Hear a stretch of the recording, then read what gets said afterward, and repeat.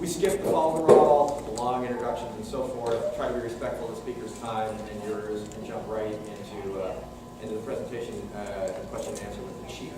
So, Chief Jeri Williams is here. We are honored and appreciate that she takes her valuable time to come down here today. She's been chief since last October, but she's new to being chief. She's not new to the city of Phoenix. She was an officer for 22 years, went off to be chief in Oxnard, California, and then was hired last summer, a very competitive situation. She won out and became our chief, and we speak for myself on the council. I think we're all really pleased to have her here and what she's doing. Some of you I know were at the Desert Ridge meeting where she spoke maybe a month or so ago. So we're really appreciating that she gives a lot of time to our area as well. I thought this would be a good opportunity for residents to have a discussion with her and to get her views on policing in Phoenix now that she's been on the job for almost 8 months. 8 months. I was trying to think out my head. 8 months. I look around too, I see some of, like Nick Voss, I see some of our most active citizens and people with a lot of experience in Hasselbrock and others that I see around. So I appreciate very much that you're here to ask good questions. And I would hope that we can obviously respect the questions. Thank you said, but these times, sometimes we can't. So without further ado, thank you. I always appreciate a generous introduction from our elected officials. Although I don't answer to them directly, they are my boss's boss's boss, or some kind of funky dynamic. So we have a true advocate in the person of Councilman Waring. He listens to your concerns. He's always reaching out to law enforcement to try to get answers to the questions. So I think we owe him a round of applause.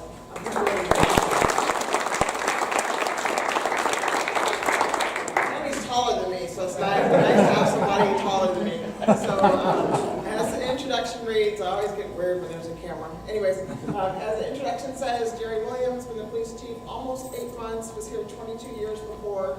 Left beautiful Phoenix and it's 110-degree temperature to go to Oxnard, California to try to find my way as a police chief. So I left 75 degrees in the summer for, didn't think that through, did I? So long story short, love this police department. Phoenix Police Department, and I travel all over the country often to DC and other places. I'm not just saying it because I'm wearing the Phoenix uniform. The men and women who serve you day in and day out are some of the most amazing people I've ever met before in my life, ever. And they have a passion, they have a heart to serve. They listen to challenges, they listen to concerns, and they really want to try to figure out ways to make a difference, regardless of what our challenges are. So our challenges could be anything from staffing to vehicles to crime to you name it. They always figure out ways to get things done. So I am going to have you all come up and introduce yourselves. So stand up, please, and give a round of applause to your Phoenix Police Department.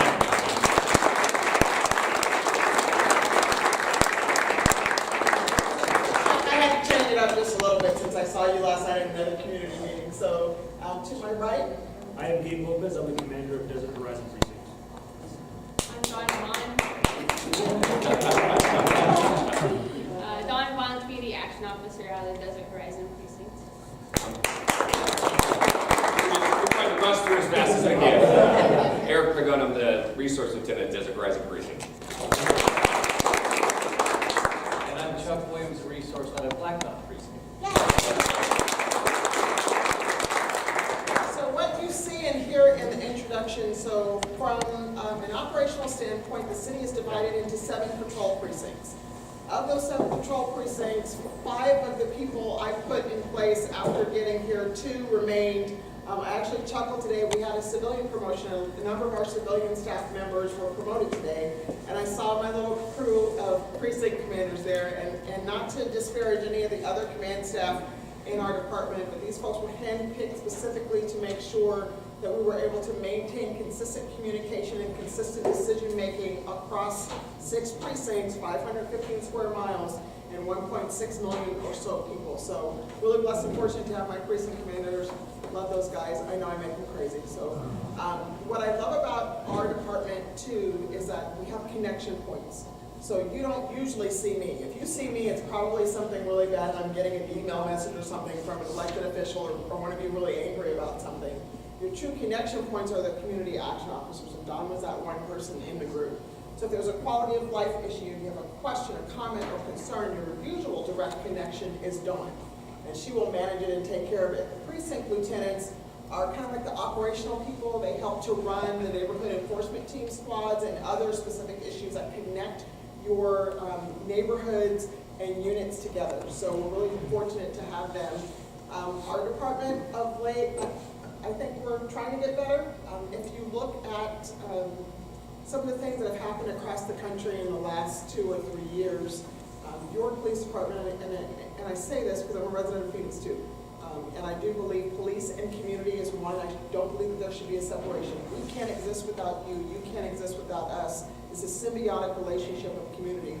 So when your police department is going out and about and talking and addressing issues and concerns, know that we're trying to make sure we communicate that to you in an effective and efficient manner.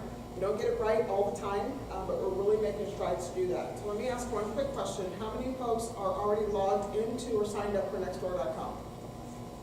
Okay, how about put your hands up? How many are not? Okay, perfect. So what we want folks to do in this generation of social media is to connect to nextdoor.com. Nextdoor.com allows you to have information access about what's going on in your neighborhood specifically. Everything from a crime in progress, to a yard sale, to a lost dog, to a lost cat. Hopefully not lost kids on Nextdoor. Or grandkids, either way. So it's just a way for you to connect with the community, and we found it to be an invaluable tool, and I'm certain Dawn can provide you information if you don't have it already. But we're really trying to get people out to nextdoor.com so you can connect and know what's going on in your community. I've gone to about 400 or so community events in 8 months, and you all are your eyes and ears in your neighborhood and community. You all know better what belongs and what doesn't belong in your community. I don't know. I don't live here. I don't know who's supposed to park where or do whatever. So we need your voice to tell us what's alive, what's different, what's kind of out of place. 2 numbers for you to call if you choose to call 2. We have 911. Obviously, that's the easy one to remember. Everyone knows about the Crime Stop number 2, non-emergencies, 262-6151. Perfect.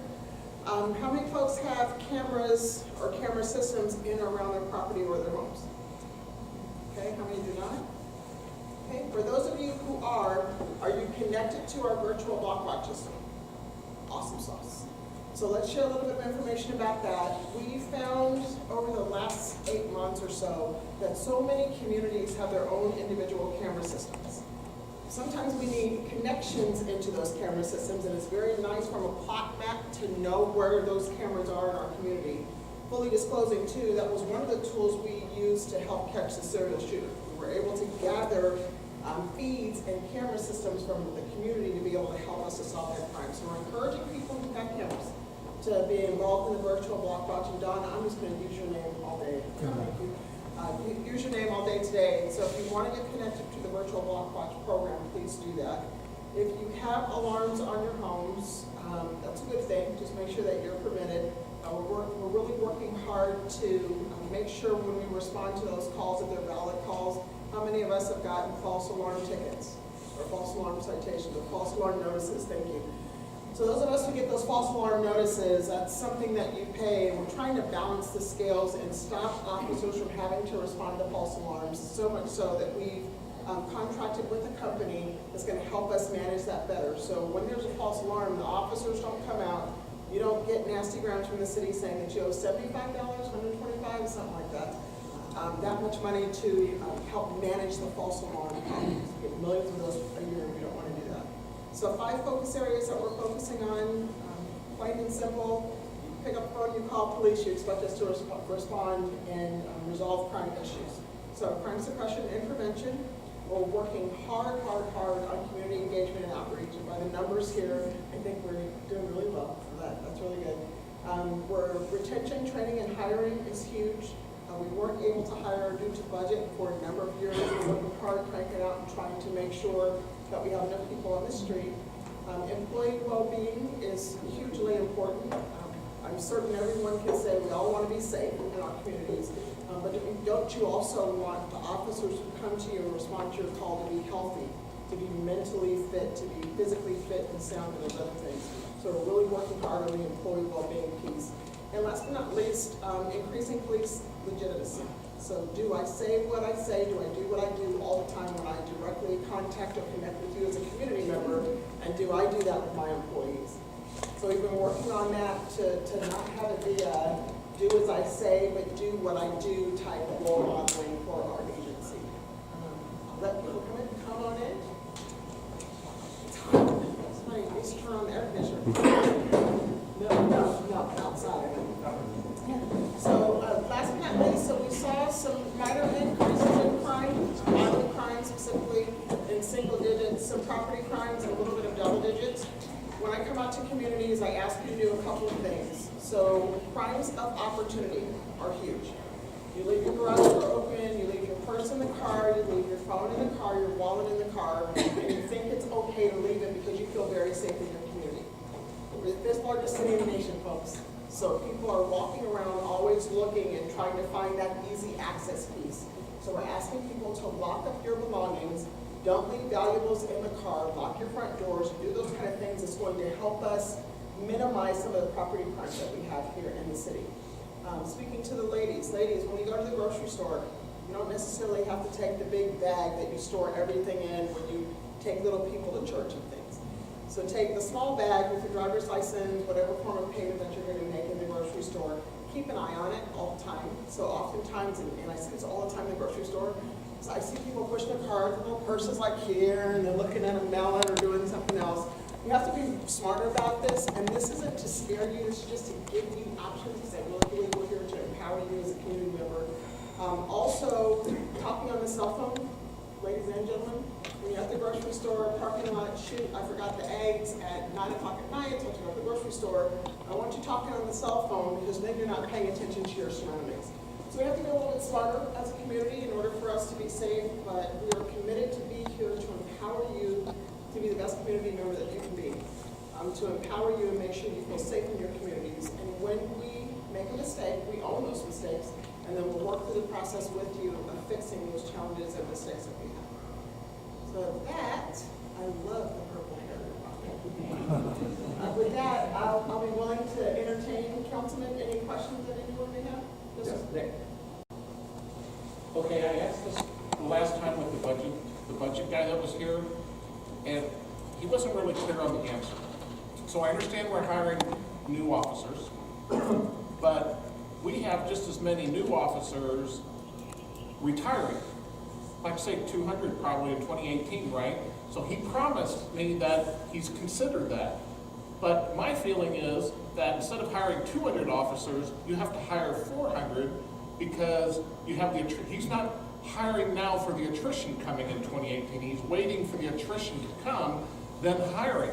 And as you know, what does it take, like a year to get somebody out of it by the time you hire them? So my feeling is that we should be hiring double the amount of officers now, considering the attrition, so that they're ready to go when the police officer retires. And are you training like sergeants to become lieutenants and lieutenants, getting ready for this too? So great questions. That's a staffing question, a staffing issue. So we are hiring more than are going out the door. The city is allowing us, mayor and council are allowing us to kind of keep pace with that. Our challenge is, to be honest with you, we have a gaggle of people who are set to retire. And because we weren't hiring for quite a few years, we're still trying to make up that labor. And that's no slam to anyone, that's just a fact. So this year, by the end of July, we will have hired 305 people this year, with the hopes of doing almost the same thing next year, just to try to keep up. And I'll say this, and I can say it even if Councilman Moran wasn't here. Anytime I've gone to mayor and council and asked for positions and or bodies, I get them. They understand that dynamic, so we have to have that in place. But I would almost challenge thinking to some regard, and Gabe can attest to this. When we were going through the process of putting more people back into patrol to answer your calls for service, it wasn't popular by any stretch of the imagination. But when I went to sergeants and lieutenants and commanders and asked one question, and that question was, do we have all the people in the right seats to do what we need to do? You know what the answer was? Yes, crickets. Everyone's like, let me kind of think about that. So it's not necessarily hiring all the new people. It's really taking my finite resource of human beings that I have and placing them in the right place. So we're working hard on that, we're working through that process, and it would be really nice to get to that 3125 officer number. Right now I'm at 2,800. So I need to get to 3125 and get to 3125 by next fiscal year. So we do take into account attrition and other things. Just a delicate balance right now, getting people through the door and getting them trained. So it is a net gain. We're hiring way more officers. I think that was the gist of your question, as I remember it. Sort of, it's the second part. The other problem, she addressed it, is now you're gonna need all these lieutenants and sergeants with these new people. But, so, you've gotta move those up. You know, this is really tough right now, because you have to move these lieutenants and all these people into all these places, and at the meantime, you have to hire double the amount of the 200, or whatever it was he said last time. So you're gonna empty out. This is a great time to be a police officer, because there's gonna be a lot of advancement opportunities now. So what's good and bad about our department right now is a lot of people can retire. It's good for the part of we're getting new blood in. It's challenging because all of that organizational and institutional All that knowledge is going experience. out the door. But I will say this, I love a challenge. I love the challenge and the opportunity of taking what we have and what we're going to have and turning it into the best police department in the country. So it is what it is. I have rocking, amazing people who are turning out bodies day in and day out and hiring people. The issue right now, fully disclosing, because no one ever talks about this piece, my civilian side. So I have police officers, but in order to have police officers and all the officers I need civilian staff to help support them, to work records and information, to help with writing and record keeping and those things. That's my challenge, so we're working through that. Yes, sir. I have a question that a community member asked me. What is the city's role in working with DCS, Department of Child Safety, and do you have to obtain warrants to seize children, even in non-life-threatening cases? That's a loaded question. So we partner with and work within the confines of law and policy. It used to be called DES back in the day. I'm that old. And it was, or Child Protective Services, CPS. So now it's called DCS. It's Department of Children's Services now? Department of Child Safety. Child Safety. Thank you very much. So if there are exigent circumstances, we don't need a warrant to protect a child. We will go full length to protect a child, so much so, and I think many of you all know this, we have a family advocacy center that's directed and focused specifically on family crime and child crime, and then sexual assault is grouped in there. So our facility is one of the state-of-the-art facilities in the country that other people come in and look at. So what we can literally do is we can take that child who's been traumatized, sexually assaulted, or assaulted by his or her parents or whoever the caregiver is, take them to this facility and run through the gamut of everything from an investigation and an interview to a medical exam to housing to making them feel comfortable and safe all in one location so they're not further traumatized. So to answer the question, no, we don't need a warrant in exigent circumstances to take care of the safety of the child. And we do work with DCS. If a person has any questions about this, can they get in touch with your department? Sure. So that great contact people will be the persons in the Family Advocacy Center, and if you would see Don or Eric or Chuck or Gabe, they'll be able to give you that information. I love questions from the community because we have so much to offer and share and provide, and oftentimes we don't get to talk about all the cool stuff that we have. Yes, sir. I see on TV, helicopters, car chases, all kinds of dramatic crime things going on. My neighborhood, which is near Tatum and Bell, is not that busy as far as crime is concerned. So I just wondered if someone, if all of a sudden some crazy person or just a criminal starts banging on our door, breaking in, and I call 911, will I get a response within a reasonable time? That is a good question. So we moved people, and I keep saying we. Again, I'm the chief, everybody knows I'm the chief, but I have a collective and consensus decision-making among my command staff and assistant chiefs. So we moved people back to patrol for that reason, and then for officer safety too. So I have officers responding to calls for service and people with guns by themselves. Kind of stuff that keeps me awake at night. have community members that call in for a priority one call, and that's what you're talking about, beating on the door, banging in, coming into your home, that's a priority one, and it was taking us a long time to get to you. So we're working on minimizing the amount of time it takes us to get to priority ones, and priority twos, and priority three calls. We're doing 1 second worse for right now per Channel 15. Did anybody see the Channel 15 news story about us?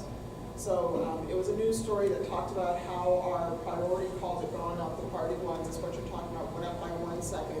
But our priority threes, those calls of burglaries in your home, so you leave the home, you come back, someone's burglarized your home. Before, it was taking us 3, 4, 5, 6, up to 8 hours to get to you. Now it's only taking us 38 to 48 minutes. So we're really working hard to balance that. I would like to say absolutely yes, we're going to get to you. And we've worked very hard on that. So when it's a priority one call, and it's the worst day of your life, my guys and gals are going to get there to you. So there were a couple of questions last night. Yes, ma'am. There were a couple of questions last night about, I called Crime Stop. So the two different numbers I talked about, 911 and Crime Stop. There were a couple of community members at the local Linden neighborhood. So that was Tuesday night, and that's 20th Street in Indian School area. But they would call Crime Stop, and then they would just wait for forever. So I still want people to call. I still need people to call, regardless of whether or not we respond. And if we don't respond, we need to hear that. I always say that I can't fix what I don't know. So I need you to tell us when we need to fix and change and make adjustments, and we'll make sure you do that on the fly. Yes, ma'am. Hi, how are you? I have a question. I think myself and some of my neighbors are here because we have an extremely bad house in our neighborhood. And we actually thought we were coming here to kind of discuss that house. So are we going to discuss that, what we can do as a neighborhood to take care of that situation? So I'm guessing drug house, Yeah. it looks bad, and you want to work on the Drug, process of seizing the home, cleaning it up, and doing it. Theft, everything. So the Seven answer to that question people is in the yes, dark that's running Gabe. around this Gabe morning. Lopez is the precinct commander. So what we Okay. typically do, we had a success story last night, and Chuck, you can talk about this from Mountain View Precinct. There was a home in a neighborhood that was exactly what you all are talking about. It was thefts, people driving in at night, narcotics, you name it. It was just the eyesore of the community, and everyone knew it. Like, you know it in your gut in the community. So in working with neighborhood services, working with the police department, they were able to abate the home, take custody of the home, and make a completely and totally different change in their neighborhood. So we'll help you with that process. Okay, well, this has been going on for quite a while. We kind of got told that that was going to happen in January.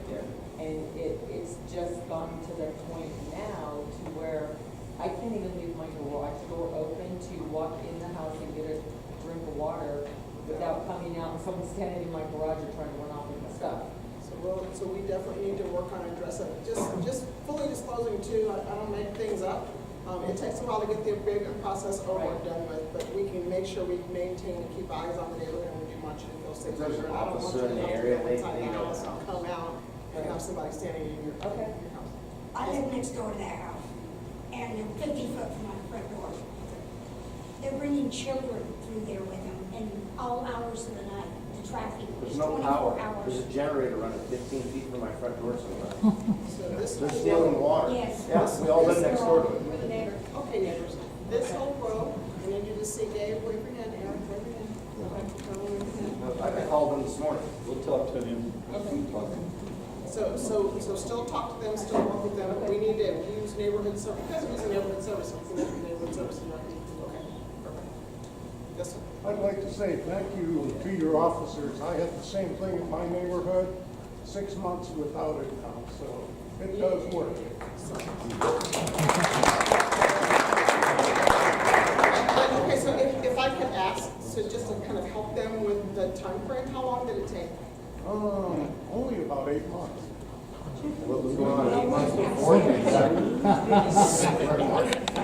You say only about 8 months? We're at 19 The months. house is fabulous. They don't pay rent there, they squat in the house. So what we'll do is we'll make sure we follow up, and Councilman, that'll be something that we may need your help on, kind of pushing a little bit to figure out what we can. And this is a single dwelling, family dwelling home. And now there's Mom, like We'll talk to apartment the, numbers we'll on talk to the the doors. officer over here. We need to put that to good. So hopefully next time I come to this meeting, you guys will say that it's been taken care of. Yes, ma'am. Okay, what I'm here for is, and you mentioned nextdoor.com. And that website is the reason that I installed an alarm system 9 days before my attempted break-in.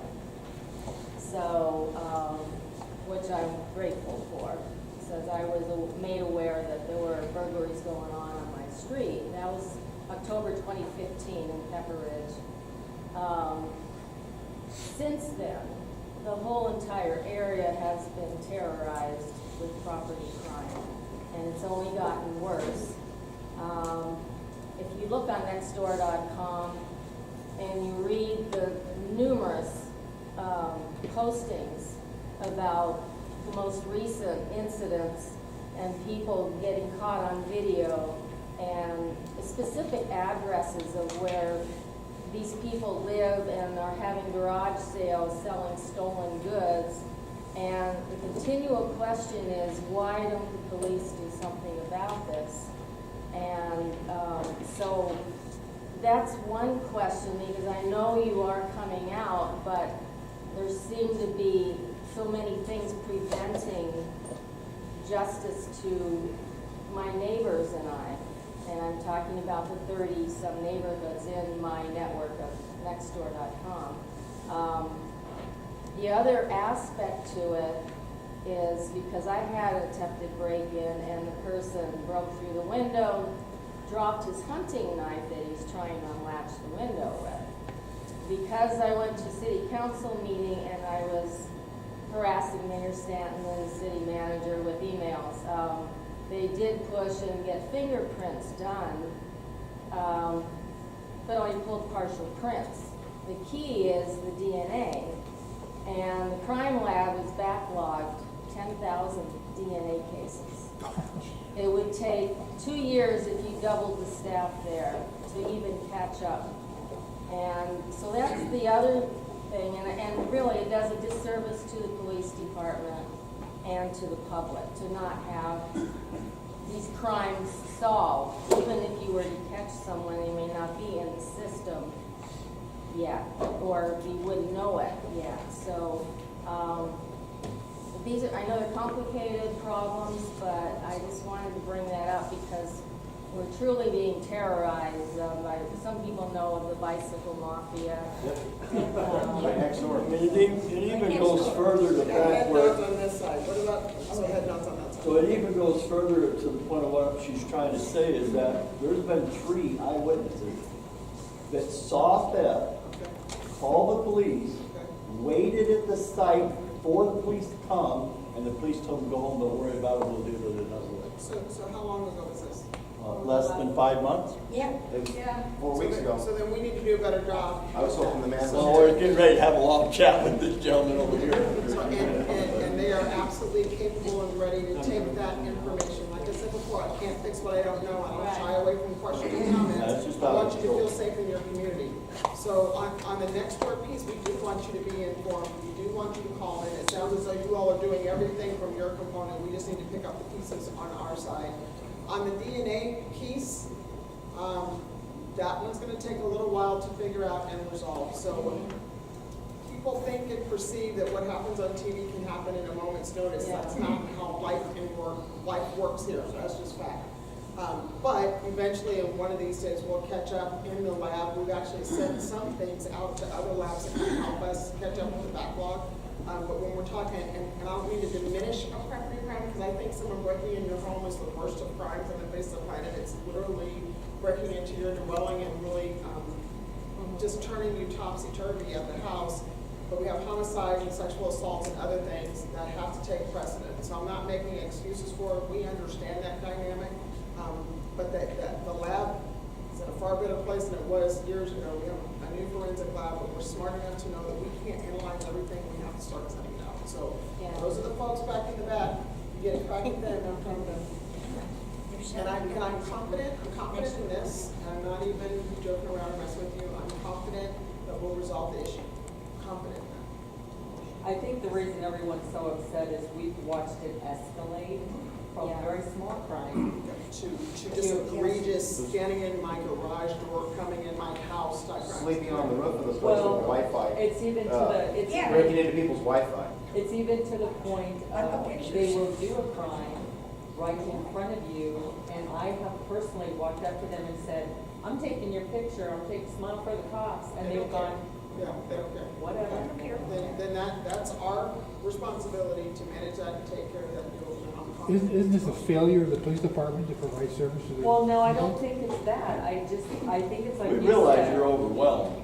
We did, but we're to the point where we're overwhelmed too, because there's Then you're nothing. supposed to tell us that. We're to the point now where confronting them isn't working, it's almost to the point of there's gonna be a violent situation. Right. So that's I a have second chain link part. fence all the way around my property, and they've been over the fence, and I have a gray pit bull that weighs 100 pounds, and they've been in my cars. They've been in my yard, they've been on my porch. They stole panel tires off of one of my ATCs in the backyard. They're next door. So. Yeah, we here's can the talk about frustration, that and I'm later. not Yeah, trying to it's just not minimize it. stopping. We just don't want it to escalate any further. Plus, somebody, and I can't remember the name of the women's group, but if all of you don't know, they donated this beautiful playground equipment to our park, which is across the street. It is phenomenal. And the families that are coming out, it's just so great to see these kids have this playground equipment they've never had. But when we're walking in the evening, You see all the bad things. oh no, what we're doing is we're having to take little baggies with us so we can pick up the needles, so the kids don't hit the needles. Sounds to me like bike patrol and some other things need to be implemented, but I'd like to ask one thing. I prefer you not go make contact with people. I know you're upset, I know you're angry, but all it's gonna do is escalate. So I'm trusting, I need to ask you this, I need you to trust us to do our job. So you going up, taking pictures of people really makes me nervous, and I don't like being. Well, we also have the issue with them, they're spreading out onto our property. Okay, then we'll address it. Okay. I sit back in the dark and take pictures. My biggest problem, I know you're real busy with a lot of stuff, I have a problem with traffic. I've never seen more people running red lights, turning on the street without stopping. I ride a motorcycle, I can hit almost, I don't know how many times I got rear-ended Wednesday. Didn't even get a police report, I got to exchange information. I don't have a police report, I don't know what they're doing about it. Where? Huh? Where? Well, I'm over in West Valley, I'm out of my area here, I'm on 39th and Camelback. But traffic sucks, I ride a motorcycle most of the time. And people running red lights, I want to stop and bust their windows out. When they're coming by, I want to get ahead of them, wait for them to come by and bust their windows out. And let them know they're not the only people on the road. Somebody needs to let these people know you can't run red lights, you can't come on the. Stop We sign. need traffic, we need What's a law stop enforcement, sign? we need somebody to do something, put an end to that, make them respect the law enforcement. So here, that's a big conundrum, but the 39th Avenue in Camelback, is that you, Chuck, or is that's? Yeah, it's part of the finish. So we'll make sure they know about the 39th Avenue in Camelback. The exchange card, so we had to make some changes based on the fact that some accidents we just can't take, we didn't have enough manpower resources, and it was just reporting Well, to that's insurance it. company. You know what happens, you know, if I would have been on my bike and got ready, she didn't even hit her brakes, and I was in my Jeeps. So did officers come out and give you an incident? They came out, they gave me the insurance exchange information, and that was it. She didn't even have proof of insurance. They said, well, it's registered to a company, so I'm sure they'll give it to you. So you can use that incident number and call your insurance company. It's not gonna make it any better for the other person who didn't have whatever they had. The officers do give you an incident number on things under $5,000, it's $5,000? Under $5,000, we just exchange cards. Now people go through their insurance. I am so, I don't wanna say excited because that's not the right word. I like the fact that this isn't an easy meeting. And let me tell you why. It's not an easy meeting because as human beings and as a city of Phoenix, there's always something for us to do. And the anger and the upset nature of the fact that it's getting worse and the fact that you're willing to sit here, identify and own it, and put us on the spot is huge. That means our community-based policing is working because you're not willing to accept your neighborhood turning into something that you don't want to live in. And that's a huge testament to our community and to the city of Phoenix. And so we're going to work on it, and I know you're looking at me saying, 8 months, we're gonna work on it and make it better, because we owe that to you. Yes, sir. Speaking on traffic, the first night that I was here in Phoenix, because I just moved from Seattle, Washington, so the first night I was in Phoenix, a lady got hit and killed on Tatum. A lot of my colleagues who've lived in the Phoenix metro area said that it's a constant problem of people getting hit. While I understand the streets are laid out differently here, and it's up to that person. So some people are asking for more crosswalks and stuff like that. That's more of a city council thing, but maybe as a community we could do like a social media like campaign to spread awareness on jaywalking, that you might get hit. That's definitely what the communities can do, because that's definitely what you're here for. We're here to serve you. We're a service-based City of Phoenix entity, and that's what we're supposed to do. So how about one more question?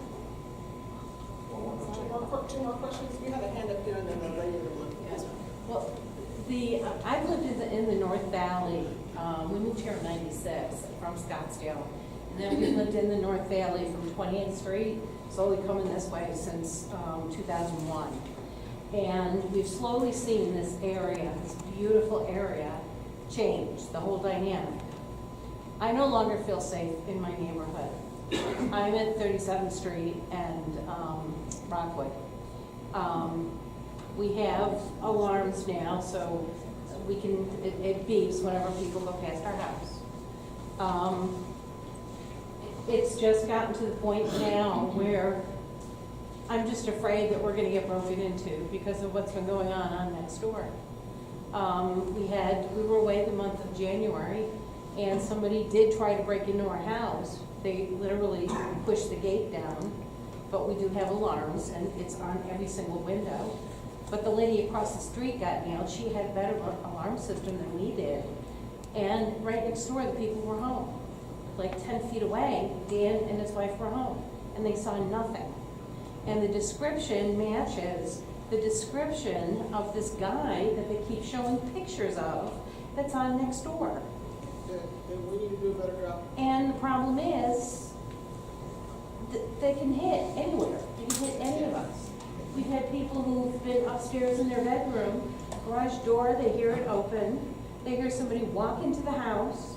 She'll say, "Hi, honey." It's not their husband. It's somebody else. When that happens, are you all calling us? Well, they said they did call 911, but at that point, they're gone. They've come home, their house has been ransacked. You know, a police report, a police report, a police report.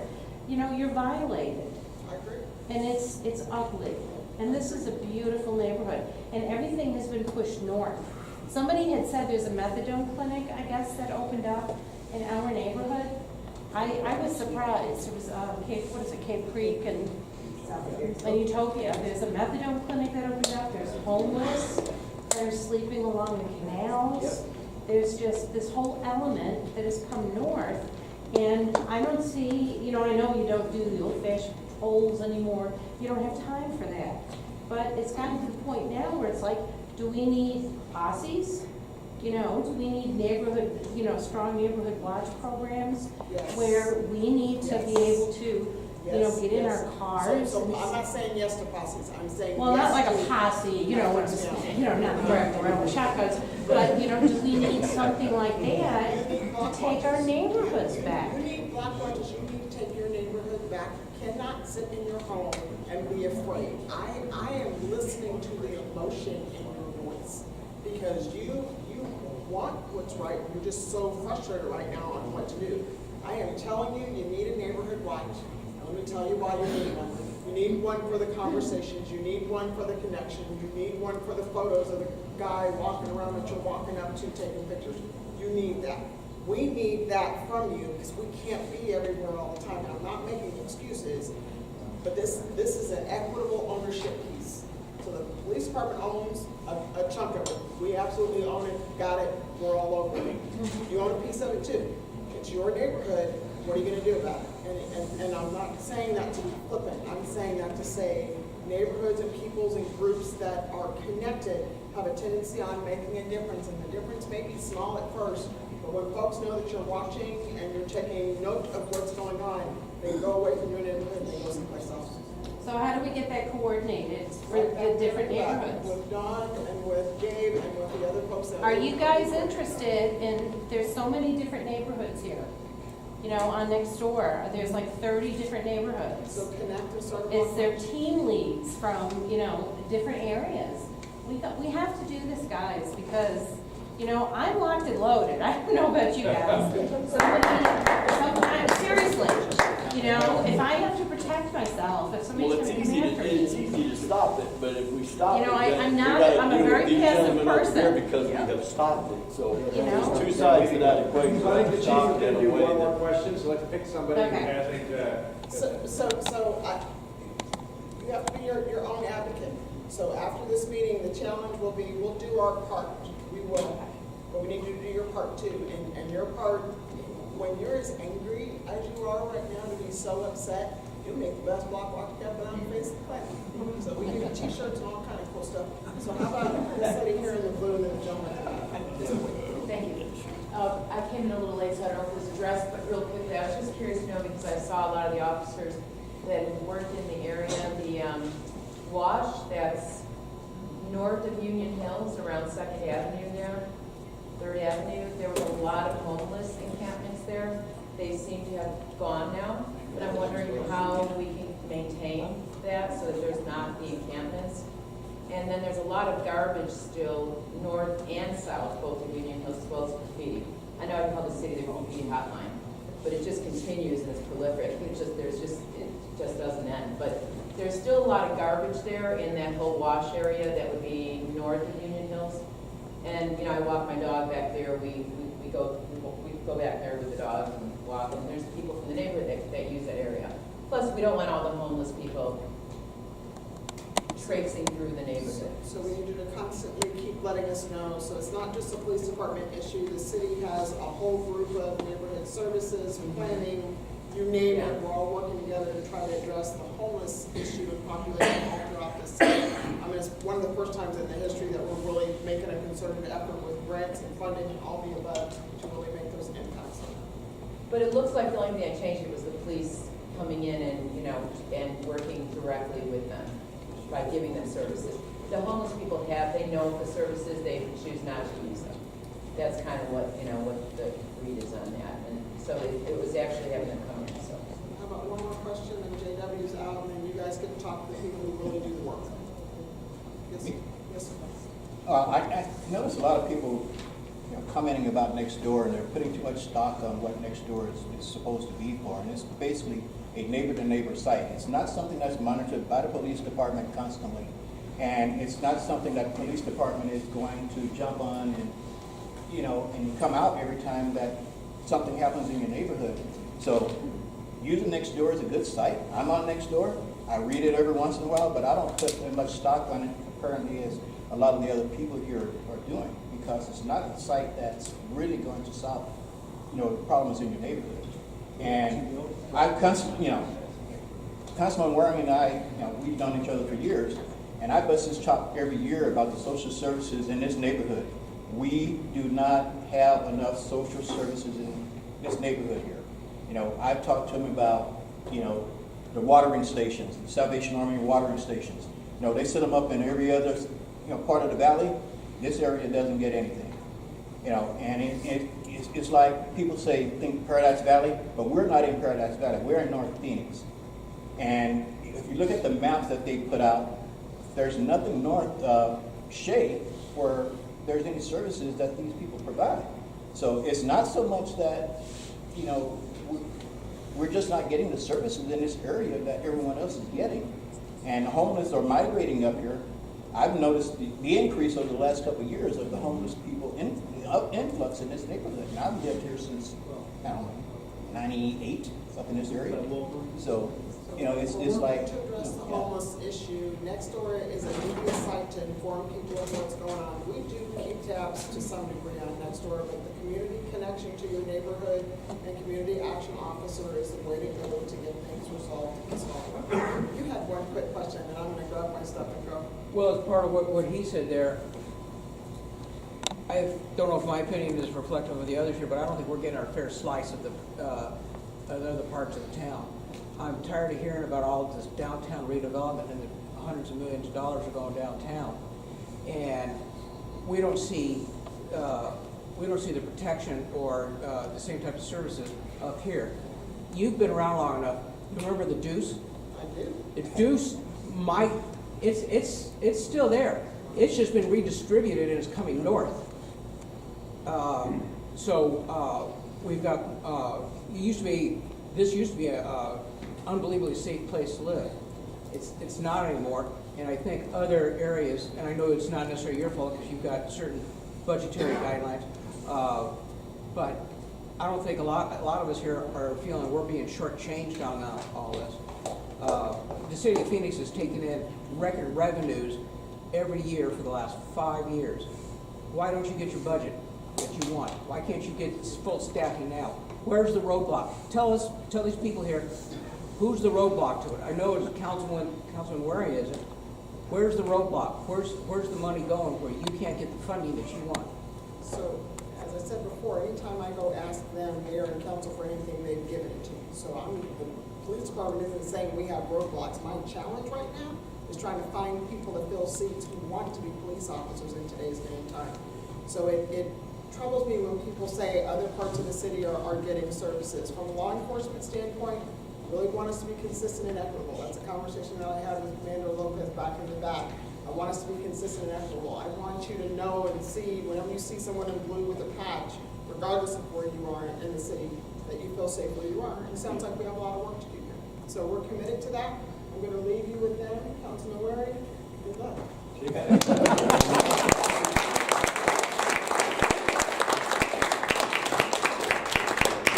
I appreciate the good question. That was excellent, and she's right.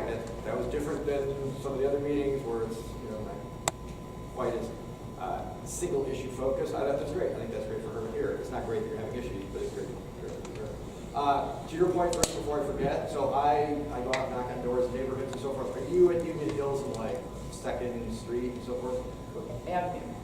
Okay, so I was over by the canal a couple months ago. I saw the graffiti, I saw the garbage, and the city staff, it's not the police who does that, by the way. City staff assured me that they went out and cleaned it up, so we're gonna go.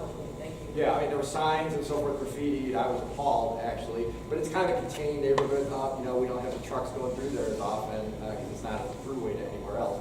But I did call that in personally and was assured that they went out and cleaned up the wash and cleaned up graffiti that was on city signs and so forth. So I'm sorry if that didn't happen, but they told me. So we'll see what, but it might be, you're in a different part of the neighborhood or something. So I just want you to know that I had noticed that. It seemed like there were a couple other specific points that people made that I was going to address, and I can't remember off the top of my head what they were. So you don't have to be polite if you're only here to see the chief. I completely understand, but I'm happy. It'll hurt my feelings. I'll probably leave later, but I'm happy to answer other questions that are city related. Starting now. Well, I had brought up the crime lab being significantly underfunded. So that's definitely city. I know you get a Department of Justice or Institute of Justice grant every year, and that's why I went to the city council meeting last May. But that grant just barely keeps them treading water where they are just really underfunded and understaffed. And if you can't get these people off the street, this is what happens. What we're experiencing now is what. So the chief didn't get into too much detail. The homeless issue, the people living on the street issue, I think was just alluded to. That's citywide. That's not just our neighborhoods. That's everywhere. I've lived in this area for 20 years. Turns out that my old house, just directly west of here, there was an encampment just south. For some of you I know, met door knocking, so I know where you live. 44th Street, south of Bell, there's a street, basically Kings. There was an encampment there. Yep. I would never guess that. And I lived right across the street from her for 13 years. That was my pharmacy right across the street, so I go there, fairly frequently. I never saw an issue, but once, I became a councilman, people were calling about this. So it's definitely impacting areas, me too. Desert Ridge, I know Terrence over here, up in the State Trust Land area. Police are very much aware of it, but there are certain things you can do and certain things you can't. We don't want officers to get in trouble. Officers have to be very cautious about how they proceed if you're not committing an act of crime. So the city staff, I called in what I considered a hot pocket it was Cape Creek Road, and I can't remember if it was Bell or Union Hills. It was a shopping center. It was kind of half empty. I just kind of go out and I drive around sometimes in the district, and I was appalled at what I saw, and they got right on it. I know the neighborhood activist from that area just left, actually. He was at this meeting. It's been 100% change, but that led to a discussion of the police are now in talking to neighborhood services and different departments about exactly how we're going to handle this overall. Because it's not just a police issue. You can't just arrest people for being homeless. So I think you guys are still working on that. Is that a fair assessment? Right. Trying to develop a policy because it's not just our area. There's 1.6 million people in Phoenix, and it's all around Phoenix. And it has changed dramatically, not in the 20 years I've been here, in the last 4 or 5. I don't remember ever seeing people standing on street corners and so forth. Certainly not to this extent, but I don't really remember seeing it at all 5 years ago. And can I ask a question about that? What are the regulations for So that? we just addressed that. And there was... No, I don't mean on the homeless. I mean particularly on begging. Yes. Because a lot of the people that beg on our cross streets are not homeless. So we did an ordinance 2 years ago. Was it 2 years ago? I can't remember exactly. About being out in the medians and so forth, because that's very dangerous. But our lawyers assured us we can't really do a whole lot. Check me if I'm wrong, you guys police it every day. Aggressive People on the panhandling corner. we can address. What's that? Aggressive panhandling, we can address. Yeah. It's a crime. But yeah, regular panhandling, if it's not on like ADOT land, it's not prohibited. Yeah. So even if they're on private property, like there's always a guy at Fry's, 32nd Street and Powell and So Costco. on private property, we need authority to arrest. They need to call it in. Oh, they need to call it in, so. you But can't I've had other neighborhoods, I don't at least recognize that right here, in the northwest part of our district goes all the way up to Carefree Highway and I-17. There are areas up there where the businesses refuse to call it in. So the neighbors aren't necessarily happy about that, but that's not something the police can address then. If they're like, nope, that's fine, they can sit under that because there's one particular tree, and I guess it really impacts customers, which usually moves the hearts and minds of business people, but in this case it wasn't. So, yeah. I just moved here from Seattle. Seattle, I heard, yeah. And so basically there's a huge... Is it too bright for you here? I see the sunglasses. I get migraines. So. But I come from Seattle, and there's a huge homeless problem. A lot of it has to do with the city up there just throwing money at it and not really looking up a root cause of homelessness. What kinds of community services are there here that addresses homelessness? So there are quite a few shelters. Most of them are downtown. We have tried to focus on veterans. That's something that has been a major focus. A lot of homeless, sadly, are veterans. We don't want to throw money willy-nilly at any issue, but we are trying to make sure police have the tools, et cetera, to make sure that they have what they need to do the job. But as you heard, there are parameters of that. They can't go beyond. So it's definitely a problem that's expanding. The state has services as well, too. I wish there was a simple answer to it, but we are working on it. Are there any private organizations? There are plenty, and Okay. I don't have all committed memory, but CAS, and we have a bunch of services. So Brian Smith from my staff will get you a list of those. Okay, thank you. Yes. I don't know if this is the first time I've ever been in a meeting with you, so I don't know if this is new. 51 southbound egress onto Union Hills, westbound, has that ever been brought up to you? No. I'm a 37th Street resident. And Rockwood, right? And Rockwood. Imagine, if you will, between 4:30 and 6:30, we cannot get out of our neighborhood.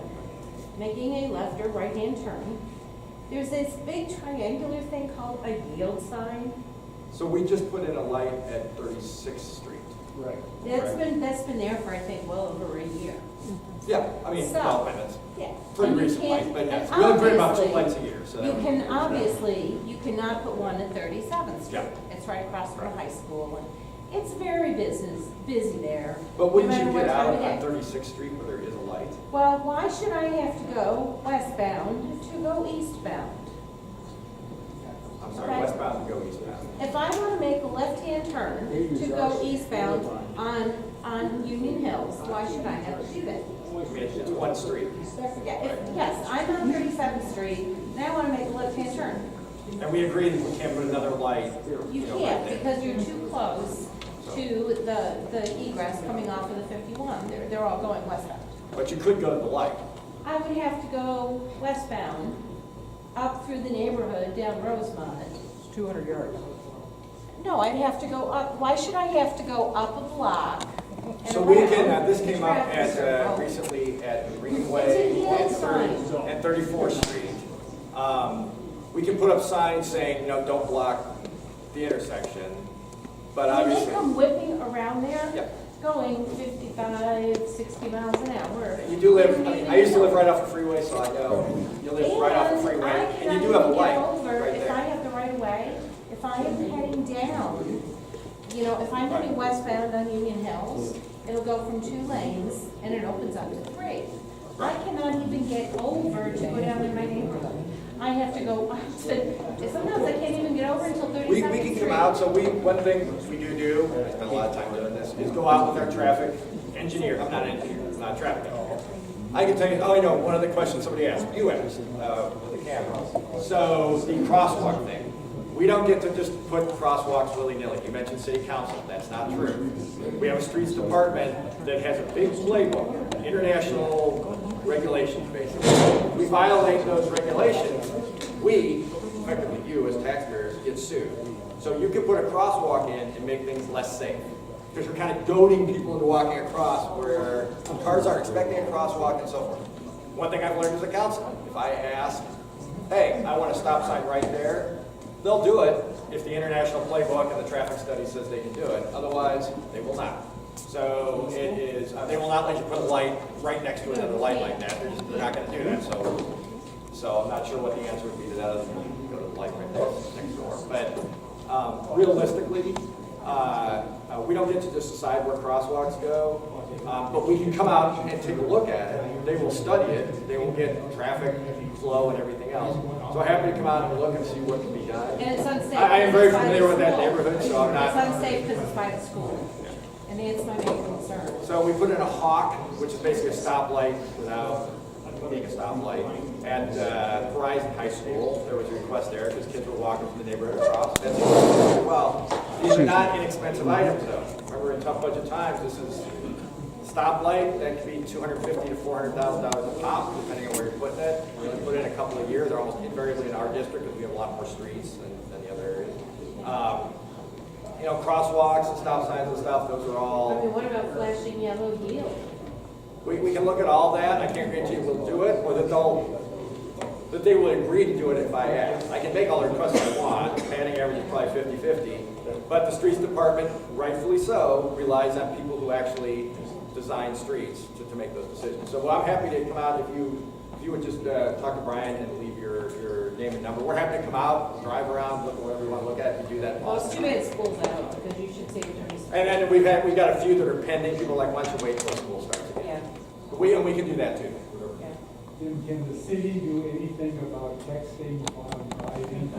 So it's been much debated at the state. They just did if you're in the first 6 months, you know, don't text. I guess it says. There's already distracted driving statutes. The author can speak more about how often that gets used. Obviously, I don't want to put myself in your shoes, but is it fair to say it's kind of hard to tell whether someone's texting or not? And so, hey, I think he was texting and we're going to chase him down. That probably doesn't happen a whole lot, I assume. When the They're gentleman shaking their heads. visit, I was in traffic and a light turned, and of course the guy ahead of me was texting, and so he didn't move. Right.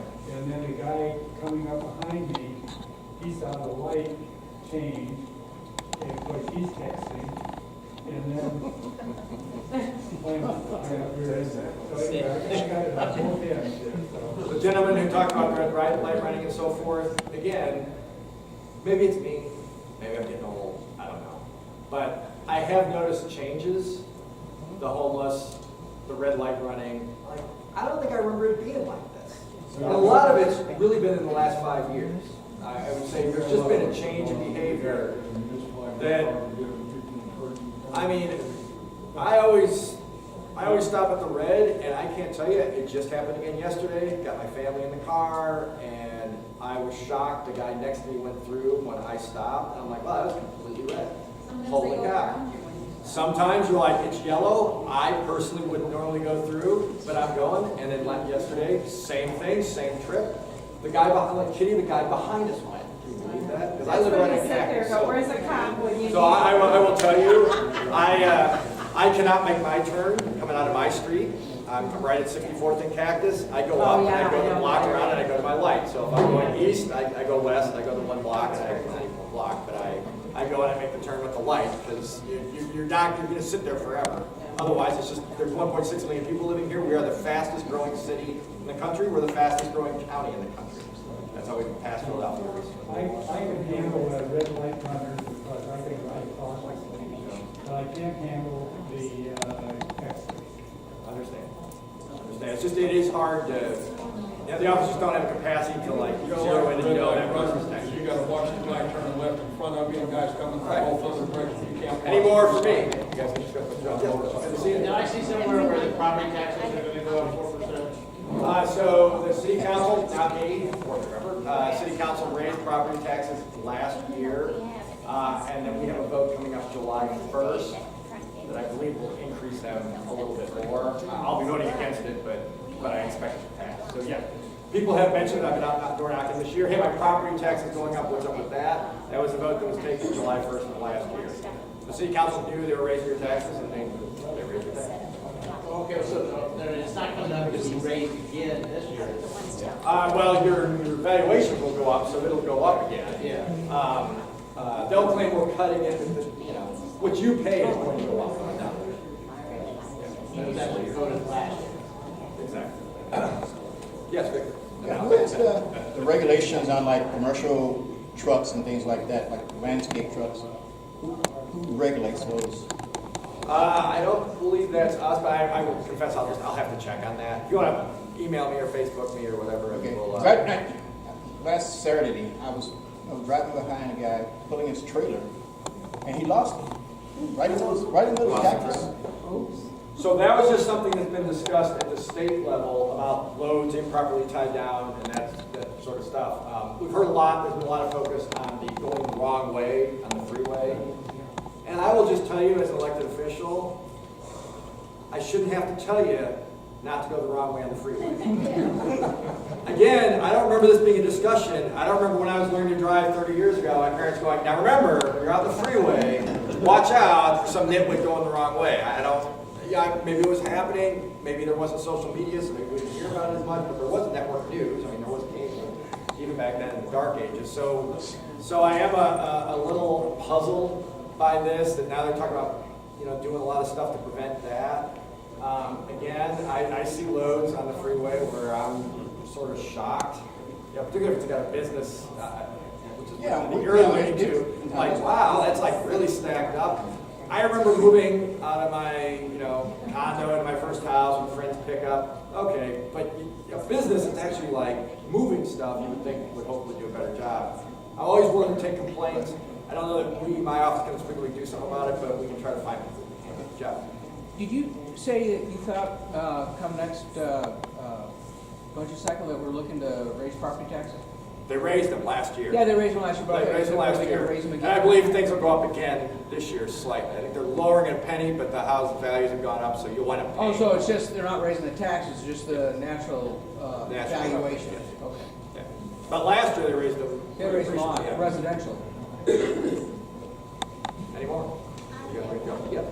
There has been a homeless person in a camouflage van for at least 2 months, right across from the desert school credit union between that dollar store and the credit union, only down a little bit further.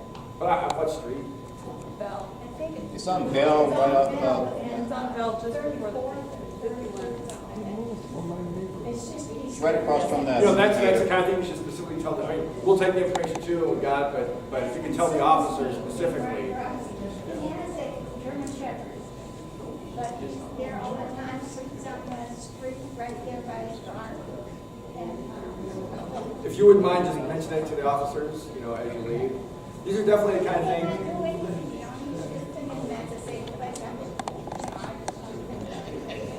So a couple things, because next door was mentioned, Victor makes a good point. Just because you put it on next door doesn't mean the officers know about it, doesn't mean I know about it.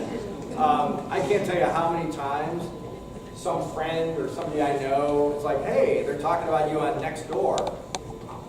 I don't live in that neighborhood. I don't know, you know, how am I supposed to know that? I don't know that. So, or they're talking about something that happened, and you know, that old game of telephone, things do get embellished a little bit, or so I guess a couple things I would ask is, you know, the stuff on next door, if you have questions that maybe are like crimes have been committed, etc., maybe send an email to our office, and then we'll ask the officers and so forth, because we want to make sure that facts are getting out there too, not just what, because sometimes I found some of these things aren't always dead on accurate. So we want to, I know that'll shock all of you, but it doesn't always work to perfection. Current times being what they are. So if you have specific information like this, though, let us know, because otherwise there's no way for us to know. If you don't tell us, they're not just going to find out. I'm not just going to find out. Graffiti, that was another one that somebody brought up. So we do have a graffiti hotline. Maybe it was you. That's great. I appreciate people calling the graffiti hotline. Let us know. I'm just going to tell you, you know, city staff, we got 14,000 employees. They try to do a great job. And I will just say this, sometimes it's a little hit or miss. So I call the graffiti hotline because I want to see to get out there and clean the graffiti. And, you know, usually yes, but sometimes no. What I hate is that 2 months go by. I really hate it if somebody's now mad at me. I didn't know anything about it. You know, if you call a city employee, there's 14,000 of them, they all say, hey Jim, we just got a call, you know, thought you want to know. So most of the time, water leaks and stuff, I don't know anything about it unless I see it myself or somebody mentions it to me directly. So if you're going to call graffiti hotline, also let us know. We'll skip them all together and just let us know, and I'll call it in and get it taken care of. We have a shopping cart program. You don't want shopping carts just laying around and so forth. So again, there's a shopping cart program. You can call that number. I've called it. It's been a little hit or miss. We contract that one out. So again, please let me know. I'll call the department head. We'll sort of skip some of the middlemen, and they'll get somebody out there to take it down. Water leaks, same thing. One thing about the water leaks, because we do get complaints about that, a lot of times they did take the call. Most of the time they took the call, they went out and looked at the leak. They don't do it first come, first serve. They go to the biggest leak. So to that end, we are having the Water Services Director out here for another meeting, the same spot, although I don't know if it'll be in this room, on June 27th. And it's a Tuesday night at 6 p.m. For those of you who come to our meetings, you know, we usually do once a month. Budget time, we do a couple or 3 of them in a month. But I'm in an election year this year, so the city makes me stop using city facilities for my meetings, which I do think is appropriate 60 days out from the election. So that's basically the last day I can do one of these meetings for a couple months. So we're going to do 2 this month. And I think the water, just in the paper yesterday, you know, it's a big issue here in Arizona. She is the person who manages the staff and for getting water to you, for also making sure we have water for the, you know, for 100-year future, et cetera, and be very sustainable. So I hope that you come out for that. But just remember, if the water leak's been there for a few weeks, let me know. If it's been there for 1 day, let me know. But I am loath to just say, go fix that leak, because they are invariably working on a bigger leak across town. You know, they go to the biggest leaks first because they want to save the most water possible. Sometimes I found, I'm like, look, this looks like a pretty big leak. And they assure me, no, that's a small leak. But I don't like it when I hear that it's been months and months and these leaks just go. Frankly, it incentivizes you not to call the next time, too. And I don't like that either. I want to make sure that you think calling is worth your while. Frankly, that coming to meetings like this is worth your while because then people address your issue. But to my point to you earlier, the only way we can address your issues is if you call on the leak in the first place. We got to know that there's potential trouble. We had an issue up in the northwest part of the district. A fella's parents got killed. He had issues, I guess we'll just put it that way, and he was ruining life in his neighborhood, basically. And they had called the state. It's not really that was enough of a mental health issue. It was really more of a state issue. But years had gone by. I knocked on doors in that neighborhood. Nobody had ever said anything about it. And we got it fixed in a couple weeks. Now, that took some doing, but it was he was defecating in his front yard. I mean, it was really completely just totally out of hand. It had become a homeless encampment, because that was a community that you favored. Don't let that go on for a couple of years. Let us know. Now, to the chief's point, taking someone's house, which is effectively what happened in that case because he wasn't paying the bills, that's a big hurdle. Our country was kind of founded on that whole idea, we're not just going to start taking your stuff. And so, we want to make sure that we're doing everything according. So it won't be instant, but we want to know about these issues so that we can address them as soon as we can. The quicker I hear about it, the quicker we can get started trying to do that. So some of the issues that were discussed tonight were new news to me. I'm sorry, it sounds like you came to a council meeting, but it sounds like it was also, was it a year ago? Maybe? Yeah, I just don't remember it, and I don't know that anybody ever specifically contacted me about it. So we'd like to make sure that we keep everybody kind of in mind, but you have to be proactive, to the chief's point, and get in touch with us. And please listen to what she says. So I knock on a lot of doors. I've done every precinct. There are 36 precincts, I think, in our district. I've gone through 33 of them this year, and I can tell you, you know what I see? Open garage doors, unlocked cars, 4-year-olds answering the door, then going in and telling the parents, and the parents sending the 4-year-old back to talk to some random stranger claiming he's a city councilman. I don't know, it's some tall guy, and then they come back out. I'm like, what are you doing? Don't do that. Oh, jeez. First, they can't sign my petition, but second, you'd be shocked. You guys, I hope you'd be shocked. You'd be shocked at how often that happens. Shocked. Don't be that person, because that just, when I grew up in Illinois, it was great, right? Growing up, garage doors open, that meant your friends were home. It's fantastic. Different age. Different age. I think it was it Desert Ridge, where there were 20 cars broken into, and you guys found out 16 of them were unlocked. It was some crazy statistic. I'm sure I'm getting that wrong, but it was something. Yes. Is that 16 of them were unlocked? Lord helps those who help themselves. These guys can't do much. I mean, I do it too. I'm not saying I'm perfect. I do it too. So, just about proof of that. I didn't mean to go on and on, but the chief raised some good points. I wanted to follow up on a few of them and a few of the specific things. I knew they would eventually come to me if I talked long enough. Thank you for coming. Really appreciate it. And please avail yourselves of the officers who are here. And really appreciate you all coming tonight and asking your questions to the chief. Thank you.